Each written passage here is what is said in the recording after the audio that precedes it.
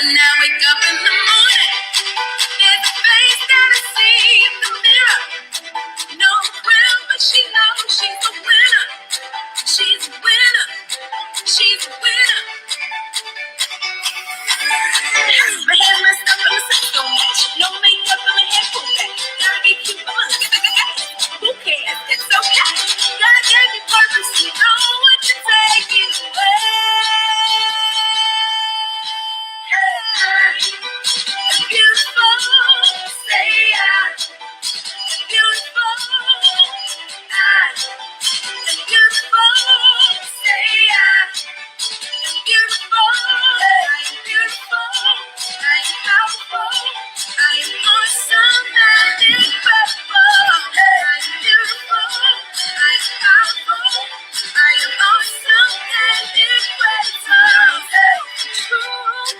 There is nobody else like you. Many shows, but you one of you. You're a winner. You're a winner.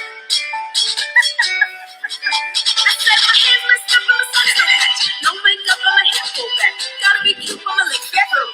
Who cares? It's okay. God gave me purpose. You know what to take it away. Now everybody say I'm beautiful. Say I'm beautiful. I'm beautiful.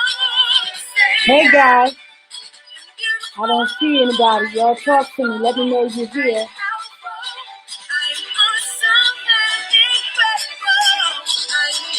I'm checking in. I'm checking in. Who's with me? Did I lose you guys? Are you with me? I'm here. I'm here. And that's it. Hey guys, anybody with me? I'm looking for you. I saw you a few minutes ago. Hey Sarah, how are you? Hey Netta Mae, good morning, good afternoon, good afternoon. For some of us, it's morning, you just woke up. Good afternoon. I'm glad that you all are here. I see Facebook. I'm looking for Instagram and Periscope and YouTube and anywhere else you are. We are live. We are live. Good afternoon. Good afternoon. Thank you all for joining me at Lunchtime Live with LadyDocta. I think this is phenomenal. Good morning. Good afternoon, Darlene. Good afternoon, Dana. Amen. Good to see you. Hey, Jeremiah. I'm First Mama. I got you. Good afternoon, Deborah. Good afternoon. It's good to see you guys. Of course, I'm trying a new platform today. I'm trying to reach out to 4 different platforms at one time. It's hard to really check and see if it's working on all of the platforms, but so far I know that Facebook is working. I can see that. I think I got a notice from Periscope. Yep, I got Periscope. I'm not seeing anybody from Instagram yet, but I'm looking for you guys as we're logging in and joining. Thank you so much. Thank you so much.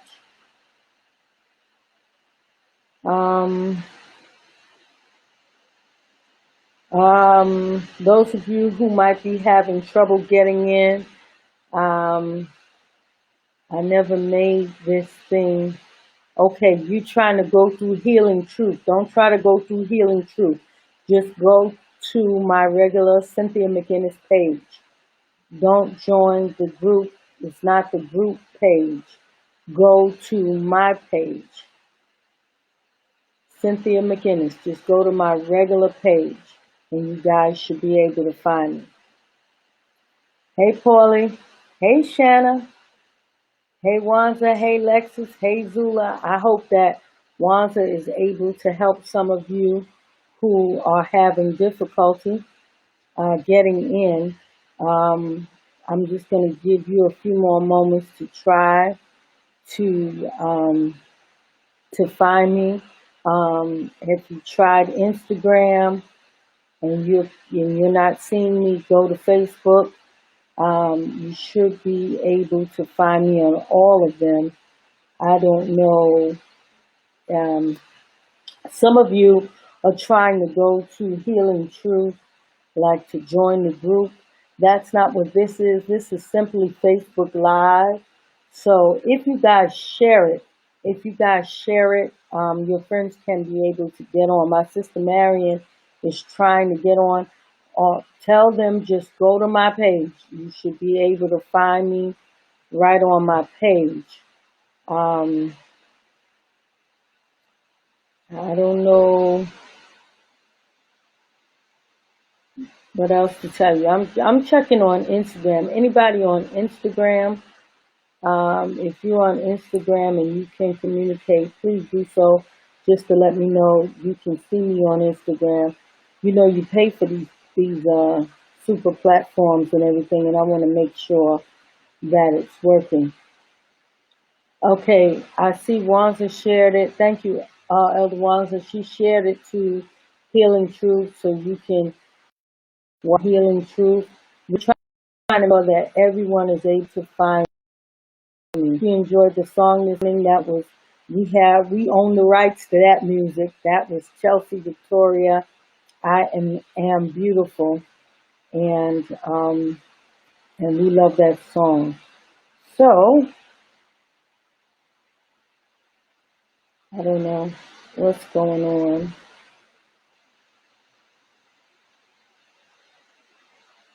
I can probably just go live on Instagram if you guys can't see me.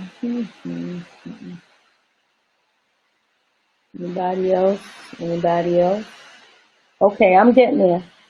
I'm not live on Instagram. I don't know what's going on, so I'm just going to go live on Instagram from this device.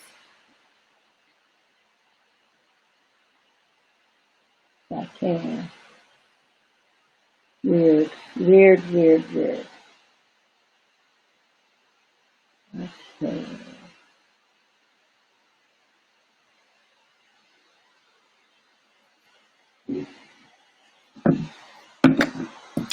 Hey, Instagram.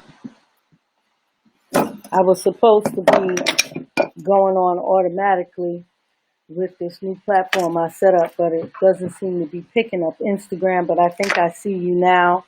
I see you guys coming on. So now it's there, yeah, because I went live on a different device. I'm supposed to be able to go live from one device, so I'm going to work on that. At any rate, I'm glad that you guys are here. It looks like I got quite a few of you on Facebook. Facebook Save the Day, and I'm glad that you all are here. Thank those of you that are on Instagram that are throwing up hearts and hands and waving. I'm glad that you're with us. So today we have two really good announcements that I want to share before we get into our topic for discussion today. First, we want to talk about next Saturday. Next Saturday is Healing Truth Women's Ministries monthly service, and it happens to be the first Saturday in May, which happens to be right before Mother's Day. So those of you who know anything about me, you know that I believe that giving shows the heart of God. Sometimes I'm a little late, but I make sure that, somebody less fortunate than myself gets something to lift up their day and make them know that they are loved and they are valuable. So next Saturday, quite a few of you are going to get some surprises at your doorstep delivery. We will be blessing some of the mothers in our Healing Truth Women's Ministry group, those that are in New York and Pennsylvania, even Virginia. So you're going to get some blessings and some surprises at your door. And that's just because if we were in the building, we would be giving away a whole bunch of stuff as pre-Mother's Day gifts. And so it's just something that we've done, and we set up a lot of, we have some volunteer delivery persons. It's going to be hands-free, no hugging, no kissing, no touching. You just open your door, and there'll be a blessing at your door. So between 11 and 1, you might get a delivery. So it's because you know your address. It's because you're valuable to Healing Truth Women's Ministry, and we are doing as much as we can do. So our list is growing. Volunteers are offering gifts and baskets and food and blessings for as many of you as we can reach. So that's going to be phenomenal. That's next Saturday, May 2nd. We're going to do the Hands That Rock the Cradle. Now, my daughter said, isn't that a horror movie where a lady took somebody else's baby? I said, that's what you remember it as. But it is, for avid readers, it is a quote that says, the hands that rock the cradle are the hands that rule the world. And I believe that. So we're going to talk more about that next Saturday. Now, the other major announcement that we're going to make is that the boot camp is in motion. Those of you who have heard me talk about the Women in Ministry boot camp that the Lord put in my heart over a year or so ago. The Lord has given me the green light to start the process, and we've already sent out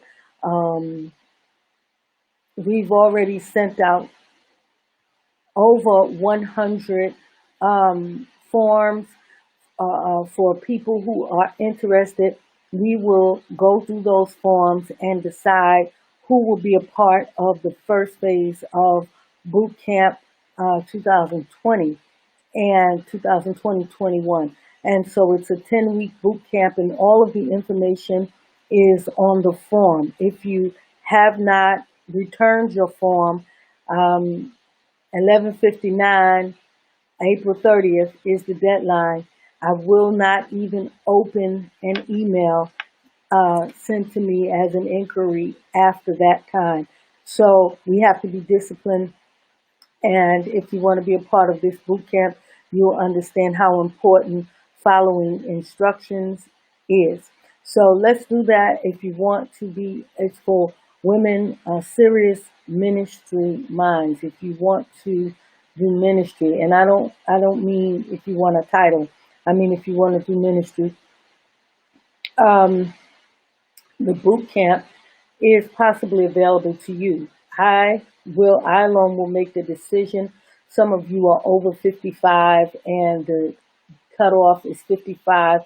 You can submit an inquiry asking for an age exception and just tell me why you think you should be accepted from that 55 age. It is only a cutoff because I do not want to have more people than I'm able to minister to. So I took a risk because doing a boot camp ministry or anything of that nature, you are subject to shots from people who want to say, oh, now you think you are the authority or the last word in ministry. I'm not concerned about those kinds of people. Those kind of people are not even in my radar.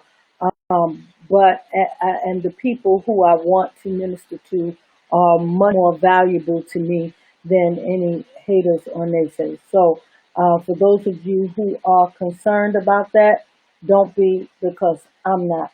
Okay? So today I want to talk to you some more about perception and more about redirection. The book that I wrote, I will show you a picture of it if I can in just a moment. I want to talk from a specific concept, a concept of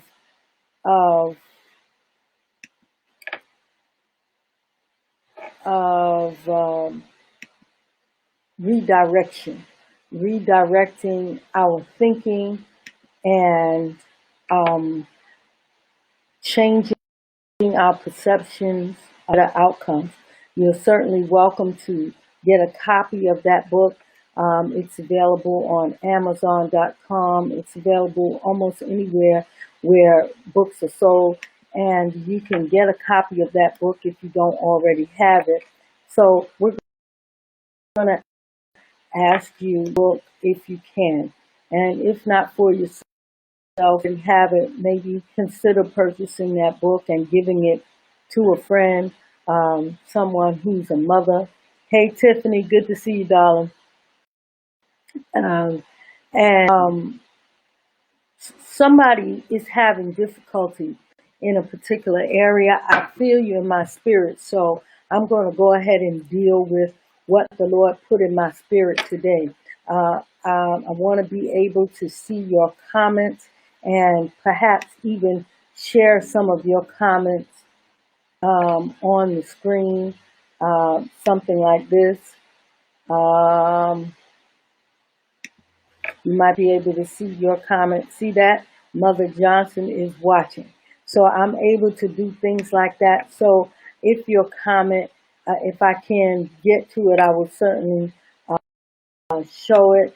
And if not, but at any rate, one of our life challenges, I had an employee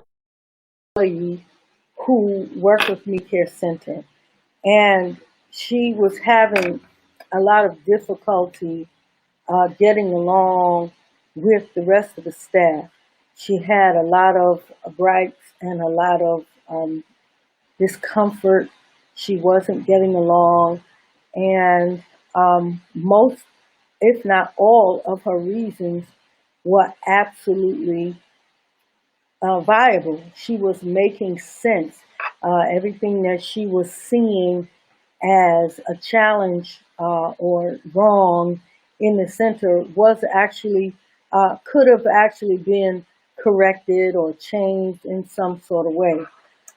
She kind of felt like people just didn't like her, and she was not wanted or not accepted around the center. And one thing about any environment over which I'm blessed to lead, if you're in our church or if you're in my place of business, one thing that I am very, very adamant about is that everyone is in a place where they are comfortable. I don't want anybody coming to our church who hates our church. I don't want anyone coming to work who hates their job, mainly because that attitude and that feeling is contagious. When you work around children, when you're unhappy, those children can feel your discomfort and your disgruntlement. When you work in church, the people around you can feel any negativity that, while you may not be saying it, it can be felt, and then the problem becomes greater. So our challenge as leaders is not to throw anybody away or get rid of anybody, but try our best to help people understand this concept. This concept that um, I tried to share with the staff member was that getting along with people is a life skill. When I said that to her, getting along with people is a life skill, her response was, Cynthia, you are not going to keep talking to me as if I'm a child. I would have said that to an adult. I would have said that to a child. I have said that getting along with people is a life skill. I was not belittling her, but that's the way she perceived it. So perception goes a long way. I ended up having to let her go because she refused to change her perception. Not because she was unhappy or uncomfortable, but she refused to change her perception about her environment. And when you are unable to change your perception, you find yourself reaping repercussions that you could have avoided. So it's very important. There are people who are in ministry who are determined to believe that nobody loves them. No matter how much love you show, no matter how many hugs you give, how many encouraging words, text messages, gifts, and anything you can possibly do to make these persons feel like they are loved. If they are determined to believe that they are unloved, it is almost impossible to make them believe it.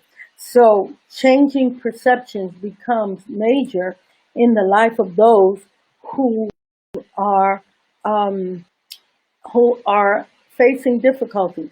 Much of the difficulty that we are experiencing as adults are based on our perceptions and how we see things. And I'm really gonna get into this. So y'all still here? Y'all still with me? Um, Let me know, because I don't want to just talk and nobody's listening to me. So I want to talk to you about changing perceptions. It's very, very important that we learn how to change our perceptions. And sometimes it has to be done in the moment. Sometimes it has to be done um, in not only in the moment, but it has to be done um, daily, often. We have to constantly show thank you, Denise Green, things that people and things that are not conducive to the environment can change the environment. And so that's why we are about how we see things. Thank you, Mother. Mother's with me. Thank you. So let me just share with you. I'm going to read the introduction to the book. I'm going to read the introduction to the book, Redirection. Not to get you to buy it, but to get you to understand where I'm coming from. One of the most quintessential and life-changing moments in my life began with what I immediately perceived as a degrading insult. It was the day that I found myself once again sitting in the hot seat in my pastor's office after yet another outburst, another incident, another fight, or at minimum, another disagreement. Yeah, that was me. Me. After a long rampage of flying thoughts and loud accusations, bursts of tears, banters of angry monologue, and ferocious sarcasm, with a long pause that was to me a defining silence, a final exhale, he said, "Cynthia, there is something wrong with the way you think." I was right. Everything I said made sense to me. His opinion of me was clearly one-sided and filtered with the conversations of my enemies. They had already spoken, and he had come to a conclusion about me based on what they were saying about me. It was not fair. In essence, without saying it, I was convinced that he was not fit to judge me. He didn't even have enough sense to get a fair assessment of the situation. Again, I was misunderstood. Are y'all still here with me? Are y'all still here with me? I would no longer hear him. Instead of listening, I sat, waiting to talk. Who helped me? Waiting to get him to see things from my perspective. My ears were open, but my heart was locked shut. My mind was stapled securely to the closed box of my perception. Are you here?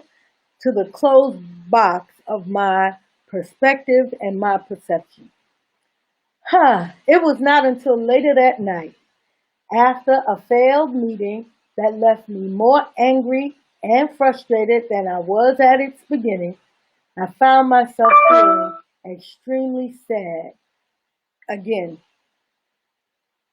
How did things manage to go from bad to worse? Again, what was I thinking? I realized that I went into that room with a fierce determination to prove that I was right and they were wrong. I did not want to hear anything to the contrary. I thought if I just told him my truth, he would accept it as the only truth, and I would be excused for my behavior. Well, that did not happen. Instead, I was told that there was something wrong with the way I think. Although it sounded like the worst insult ever, and I tried desperately not to hear it, I kept hearing it over and over again. It would ultimately change my life. Redirection is a book that offers its reader an opportunity to look again. I want to give you a reason to consider things through the other perspectives in order to achieve successful outcomes in every area of life. So, this young lady who I decided to share with you, uh, she was me. She was me, laden with a predetermination, a preconceived notion. I was dead set, ready to prove that I was right. When I think about that day and many others that followed in my marriage and relationships and friendships, I realize that it is debilitating to be stuck in a one narrow-minded perception. It is a challenge, to say the least, for life to be to not be able to see from broader perspectives.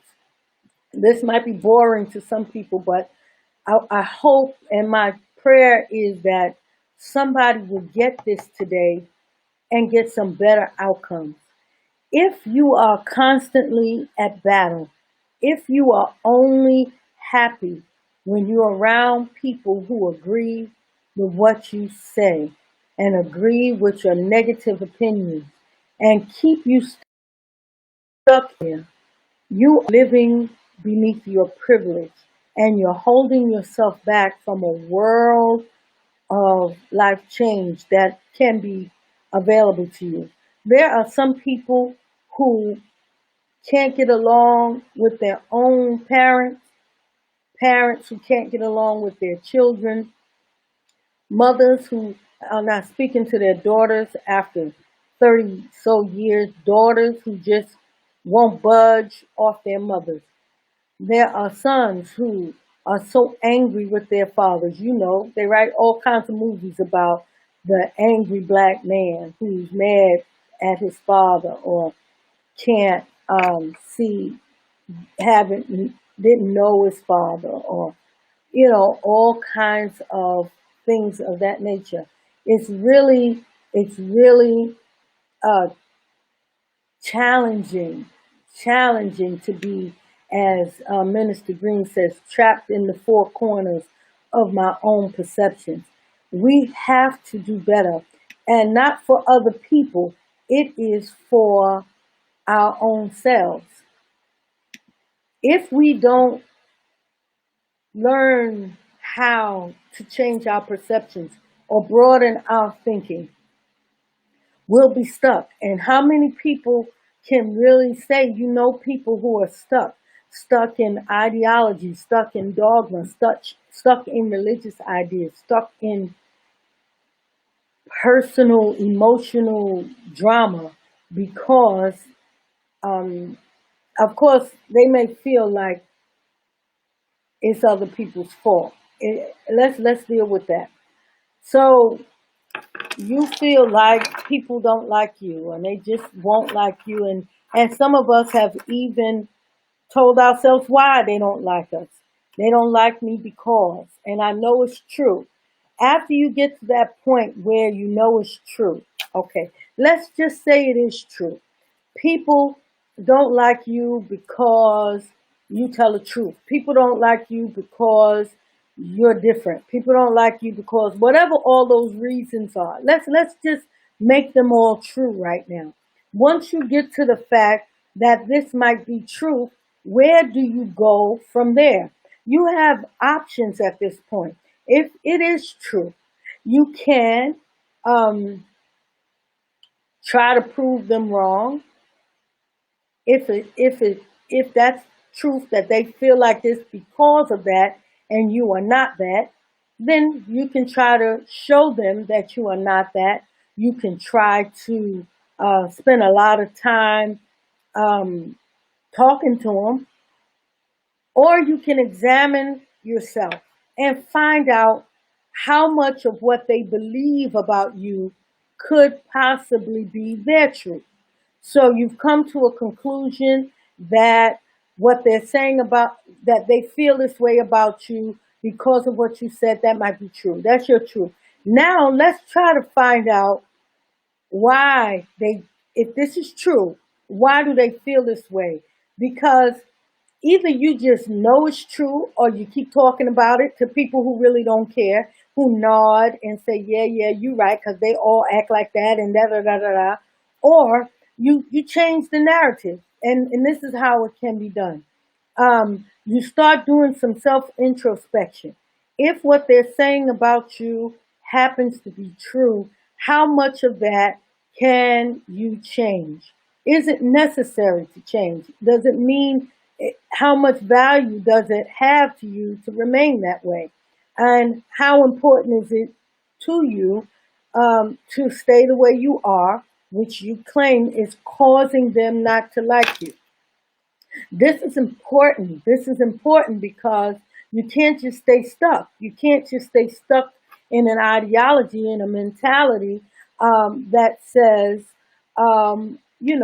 why me? You can't be stuck, darling, in the why me victim syndrome. How long are we going to be crying, why me? At the point, I mean, we all have a why me. Some people are sick. I see Tracy Crossland on the line. She's suffering something that she didn't expect, didn't know, doesn't know where it came from, what kind of craziness is happening in her body. She could spend her life saying, why me, why me? But instead, she has chosen to give positive words to people. I see her posting on Facebook. I see her being kind to other people. I see her quoting scriptures. I see her helping other people without ever saying, why me? You have a choice. God bless you, Bishop McInnis. Good to see you on the line. We have a choice. Now, if it doesn't matter to you, and most people say this, I don't care what people think about me. It is what it is. But at the same time, you're crying at night, and you every waking opportunity that you get, you bring up this situation. People don't have love in the church. People don't love me. People don't like me because I'm going to tell the truth. I am who I am. This is me. Blah blah blah blah blah. We're constantly defending the part of us that we say we don't care that people think about us. And the reason we do that is because we do care. And so we have to start changing perceptions. We do care. You know you care. And at the point that you can make change, why not? So here's the situation. Some of you may have read in my book, I threw myself under the bus a whole lot in the book. And I said that there was something going on in my mind that I wanted to believe. It is self-destructive. It was a self-destructive thought. And it was something about me continuing to think that way that was causing me to self-destruct and everything around me. So even when I was dating Bishop McInnis, I had this self-destructiveness about me that I couldn't explain. In my mind, it wouldn't go right. Something would go wrong. We would not make it. So I was the kind of person then that if it looked like I was going to lose, I turned the tables over. I didn't finish the game. I walked away because I didn't like losing. You don't have to like me. This is the way I was. I changed since then. But in our relationship, it was new and it was getting really, really good. And I was getting really involved and I really loved him. Something about me almost self-destructed that relationship. And I did something crazy and I had to I knew that if I let this thing go, I would lose him. Subconsciously, that was my purpose. I would get out before he would throw me out. Y'all may not even understand this, but I'm being honest. I'm being honest. I would say, let me jump out of the game before he finds something about me that he doesn't like and he leaves me. And so I did something stupid. I can't even remember what it was. And I got to the point where I knew if I didn't fix this, I would lose him. And I didn't want to lose him for this fear. So I apologized. I threw myself out there. I became vulnerable. I said, I'm sorry. I don't even know why I behaved that way. I don't even know why. I think I sounded off on him about something that was ridiculous. And he asked me, why would you do that? I said, I'm going to be honest with you. I don't even know why. And at that point, I didn't know why, but he stayed, as you know. He stayed, and we have been making a marriage last for almost 30 years. Changing perceptions and constantly changing perspectives is how you last. Some people have a perspective about relationships when you go in. This is the way it should be. This is the way it has to be. This is the way this person. And I'm not talking about marriage relationships or even girlfriends. I'm talking about human relationships between people, two friends. We think certain things about friendships. We already have preconceived notions about how friends are supposed to be. And when it doesn't go our way or the way we think it's supposed to be, we call it a failed friendship. When in reality, all we have to do is broaden our horizons, open up our perspectives about things. Truth. Everybody who's in a good relationship doesn't always agree with everything that is said to them or to each other. There are some things we agree to disagree on, and it's okay. It's okay because the relationship has more value. The relationship has more value. I'm showing a post from Sierra Leone, West Africa. God bless you, Sister Bobor. Thank you for joining with us. We are have to be very, very careful about how we end things. And some of us can be in relationships for years. Some of us have friends for 30 years, 40 years. We have the same friends in our lives who have been our friends for 34 years. Some of us have been in marriages for 50 years. And when I started thinking about marriage, I was thinking of it from a negative perspective. I used to say I wouldn't marry Adam and Eve but not ask me because of what I heard, I suppose, because of what I saw or the way I saw things. I saw things from a very negative perception. As a matter of fact, I used to watch movies, and all of the movies, the marriage was challenged by infidelity or something. Those are the kind of movies I liked. I like stuff like that. I like intrigue. I like sneaking and cheating and things like that because I wanted to figure out who was doing what. That stuff gets in your spirit. And if that was my perception of marriage, I would hear people talk, and they were unhappy, and they were throwing out all the reasons why they should have stayed single. And meanwhile, I'm up here trying to figure out whether I should get into this or not. So our perceptions are built by our environment, by what we hear, by what we see.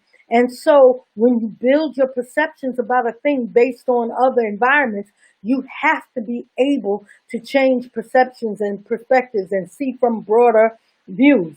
And so it has to be done on both sides. So I'm not trying to say one person is wrong or the other person is right. What I'm trying to say is when you start to look at things from another perspective, you can probably get a better handle on what's going on. So you have a daughter and she refuses to speak to you or she refuses to respond to you. No matter what you do, you're trying all that you know how to get this girl to know you love her, and she's rejecting your love.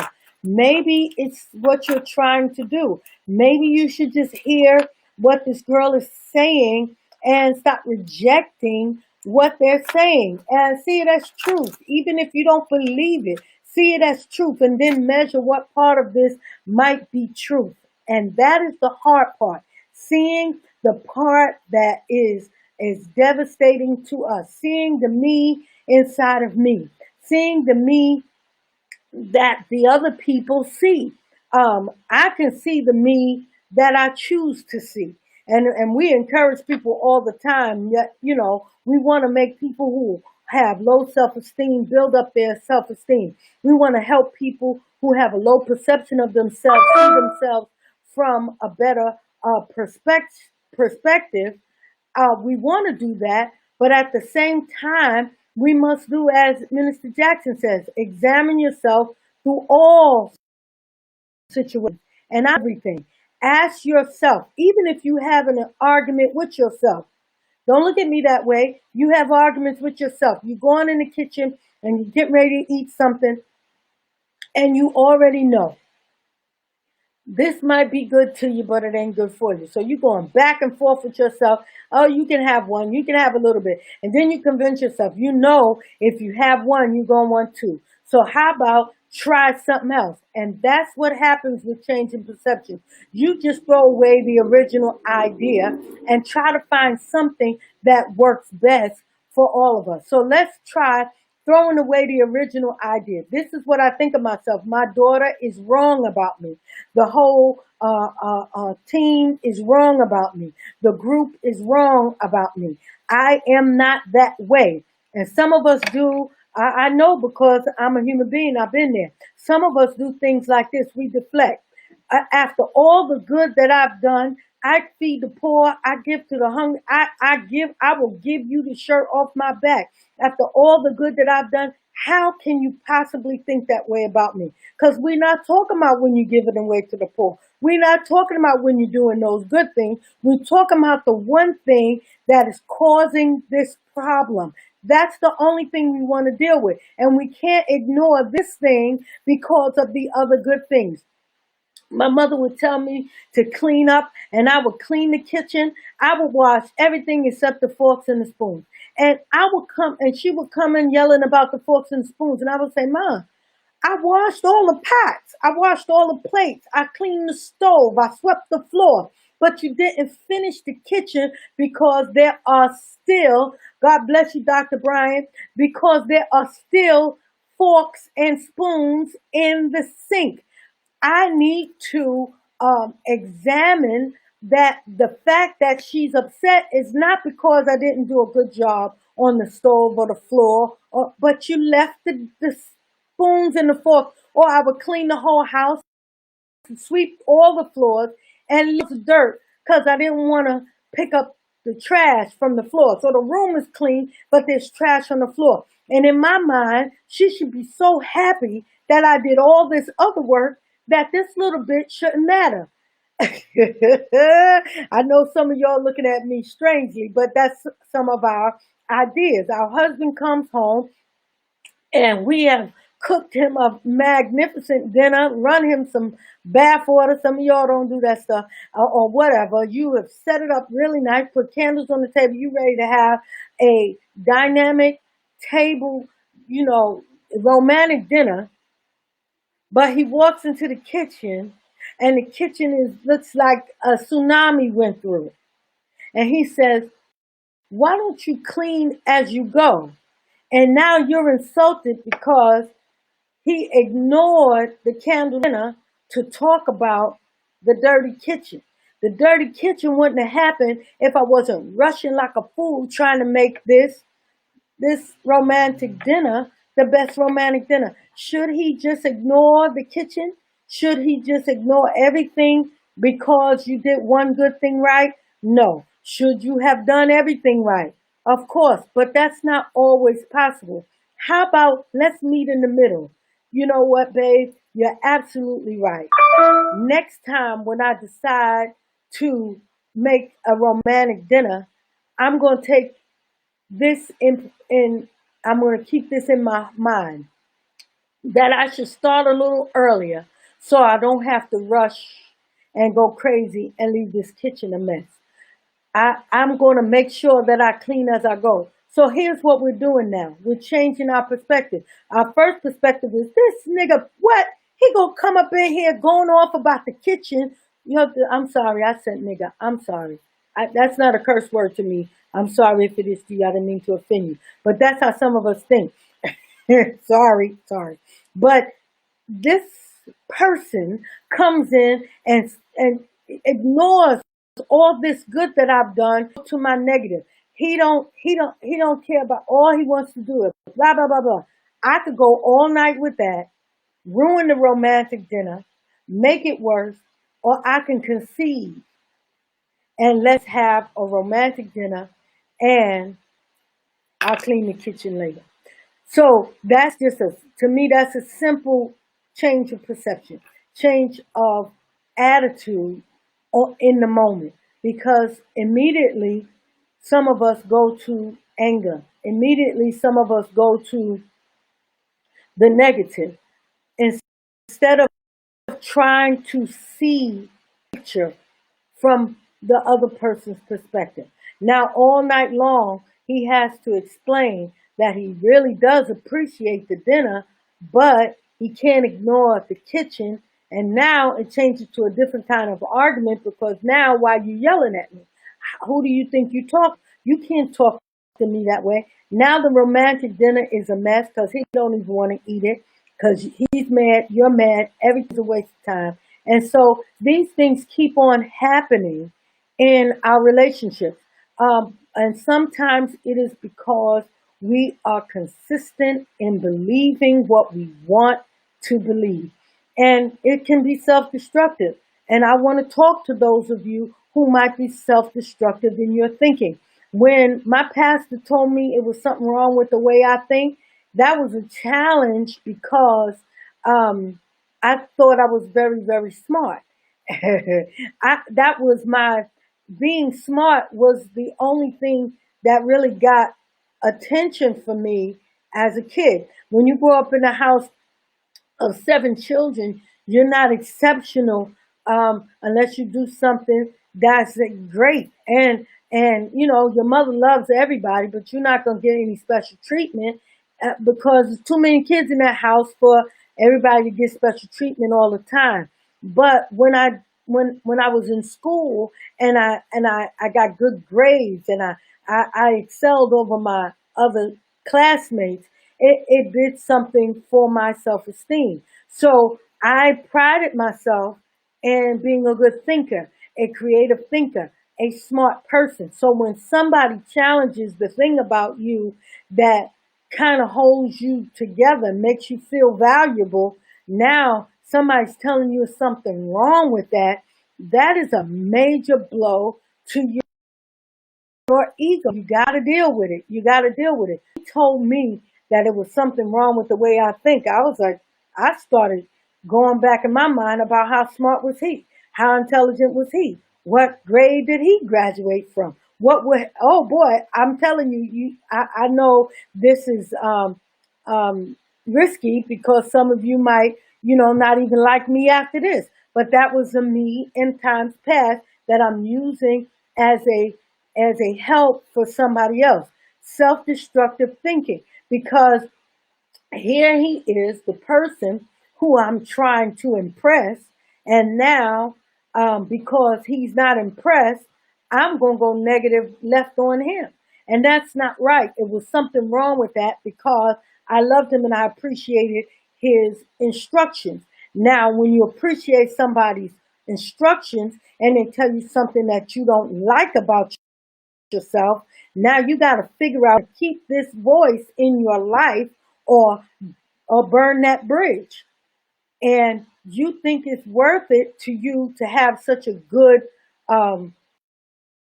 perception that you would burn a good bridge. That's called self-destruction. You need that bridge in your life. So you have to figure out how to respect what they're saying to you when it's good and when it's bad, the good, the bad, and the ugly. I like that what Mantra is saying. She's saying that sometimes what people say to us offends us before it helps us. And most of the time, when people say something that offends us, there is always a possibility that it can help us. And so what we want to do is we want to try out how this can help us. And we'll quote a scripture in a heartbeat. And we know that all things work together for the good of them that love the Lord. How about using that scripture when somebody says something that offends us? How is this going to work for my good? How can I, be blessed by this insult? How can I deal with that? One way is to be sure that the next time they say it, it's not true. If they're saying it now and we find it to be true, I got to share another, my story about me and one of the sisters in my church. I gave her an opportunity to tell me her truth. We weren't getting along. I said, tell me. She told me. I didn't even realize that I was being offensive to her. At that point, I didn't like it because my intentions were not what she perceived. But at that time, I was in conversation trying to deal with the issue. And then we were able to talk about the intention. Sometimes your intention could be right, but the issue or the response, it doesn't match what your intentions may have been. This other person may go along later on and get to the place where they change their perception and say, I know this was sounded hurtful and painful, but I know this person, they didn't mean any harm. That's called changing perspectives. That's called maturity. That's called saying, okay, let's look at it from the bigger picture. I wish they hadn't said it, and I wish they hadn't said it like that. But because I know this person, I know that they didn't mean it the way my mind is trying to make me think that they mean it. So that's what happened in my marriage many times. I had to realize this man loves me. He's not my enemy. He didn't ask me to marry him and give me his name so he can prove for the rest of our marriage that he doesn't like me. And in my mind, I was trying to prove that you just don't like me. Just going to say it. Going to say you want somebody else. Going to say the kind of woman you really want. And I would go through these changes. And then, I grew up and I realized, why would he even marry me if he didn't love me? Just because he doesn't like something I said or something that I did doesn't mean that he doesn't like me. And this is called maturity. This is called growing up. And once you get to that point, you have to make sure your good is not evil spoken of.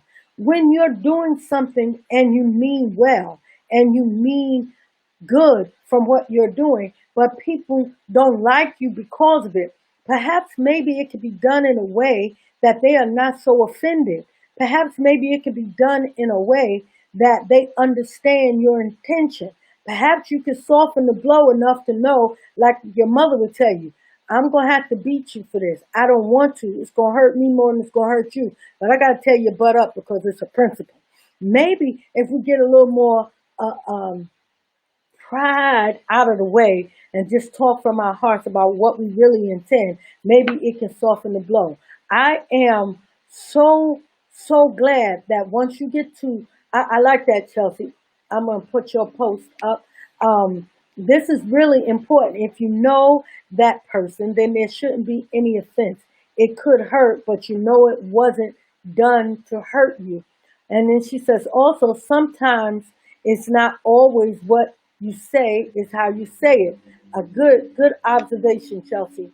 We have to, on both ends. Sometimes we speak out of rash emotion.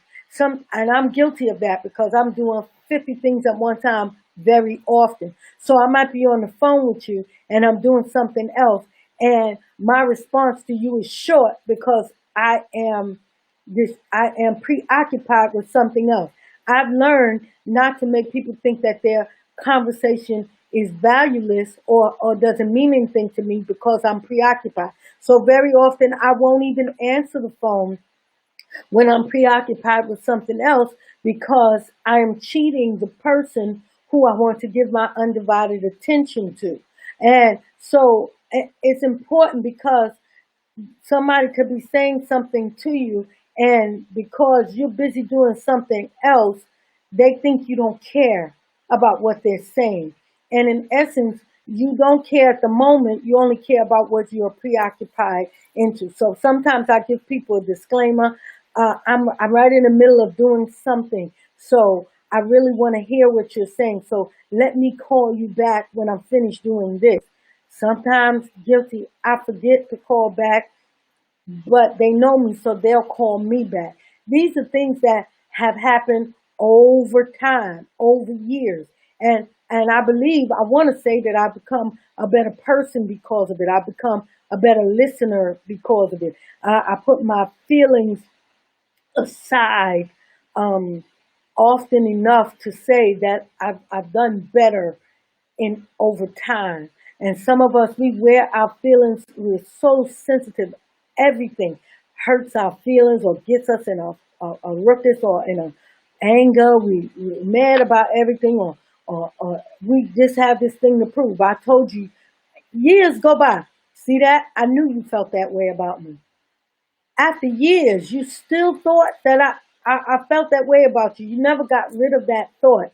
And so some things we just gotta, especially in this time of COVID-19 and coronavirus, where people are here today, literally gone tomorrow.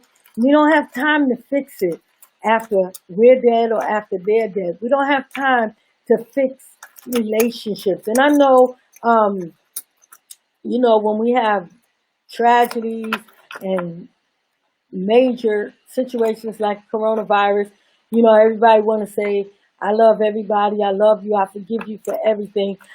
3 months later or whatever, when this is over, are we still going to be stuck? We have to really, really get to the point of weighing things out.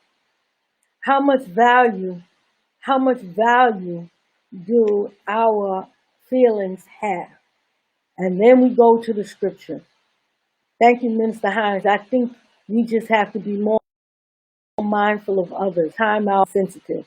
We have to be mindful of others and mindful of ourselves and mindful of everybody. We have to, because being mindful of others is self-corrective. It is self-healing. Understanding people, sometimes people just need you to hear them, hear their truth and hear from their perspective. There are some people, as soon as they start talking, other people just shaking their head, or they're not even saying anything, but they're fixing their face like, no, no, wrong, wrong, wrong. So we're not even listening anymore. We're waiting to tell this person why they're wrong. Everybody that talks to us doesn't talk so that we can tell them whether they're right or wrong. They just want to be heard. And so sometimes we just really need to hear people. And it's nothing wrong with saying, let me pray about that. Let me think that through. And then especially if they ask you, what do you think? Let me think that through. And let me make sure I give you a well-rounded perspective answer and not just my opinion. We have about 3 minutes left, and I'm trying to see your comments. Mantra, thank you. The truth hurts, but it really helps us. We have to understand that and get that now. The truth, like Healing Truth is the name of the ministry that God has given me. And I know that truth, people say more often than not, the truth hurts. But I also know that the truth heals. You shall know the truth, and the truth shall make you free. So even though truth can be hurtful sometimes, it can also be helpful.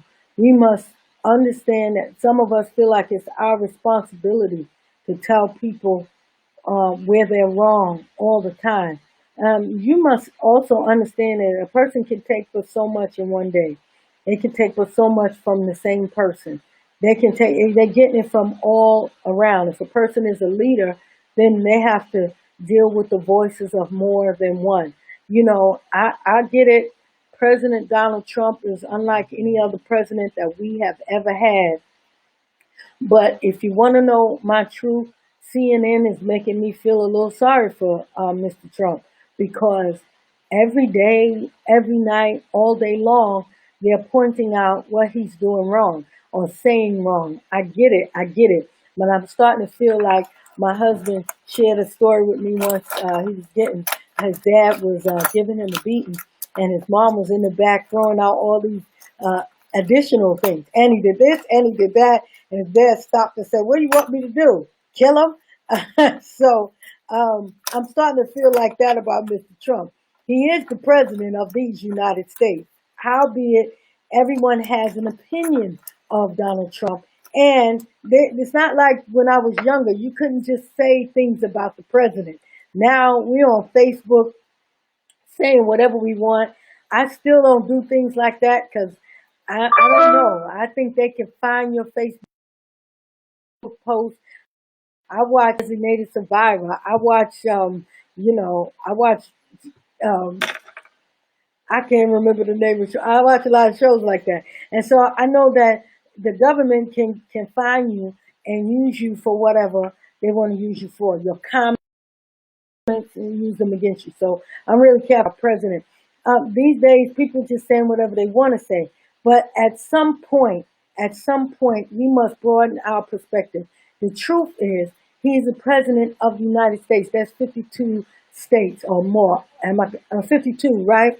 And he has to deal with everything and everybody. So I'm getting up off his case. He does whatever he does because I'm a citizen of another kingdom anyway. So, I don't really care. The Blacklist, that's it, Chelsea. I watched The Blacklist, and you never know, Reddington might be watching. So, when you have a pastor, and sometimes you want to have a meeting with the pastor and tell the pastor, this is not right, that's not right, this is not right, you need to sit this one down, you need to throw this one away, you need to silence that one. You got to be really careful because the same finger that's pointing this way got four other fingers, or something like that, pointing back at you. You know that adage. So you got to be really careful. How about we need to pray? We just need to talk to God about our own emotions and our own feelings and how we can get better outcomes in our personal lives and in our personal relationships. Let's deal with, we ready to throw everybody in the church away and we don't even speak to our own son. And our daughter hates our guts. We can't even have family dinner together because, we can't make that work. Husbands don't even care for us. We're around here preaching to the four corners of the United States and the entire world, preaching the good old gospel of Jesus Christ and sleeping in two different rooms at home. These are things that matter a lot to me. I used to be able, I still am able to take a scripture and get me four good points and a introduction and a conclusion and wow the minds of people. I'm more concerned about how we live at home now than I am about how we jump up and woo and wah after my preaching. So if I can say something that can cause us to have better outcomes in our relationships and in our lives, then that's what I am here for. So I want to remind you again that next Saturday is our Healing Truth Women's Ministry service. I expect that all of you will be there. It's going to be something else. I want you to be there. I definitely want you to be online at 11 o'clock. We're going to try to cover all the different platforms, and we're going to try to meet you at the point of your needs. We're going to deal with the hands that rock the cradle, who are the hands that rule the world. Those of you that want to sow a seed into my personal life, this is for me. You want to do something for me, you want to help me buy a cup of coffee or buy me some lunch, I release you to do so by sowing into LadyDocta. This is my personal ministry to you. I'm not asking you to do it. I'm saying every single time I do this, people ask me how they can do that. So I made it a point to make sure that I am able to make that giving available to you. I want to thank those of you who have been sowing and giving to me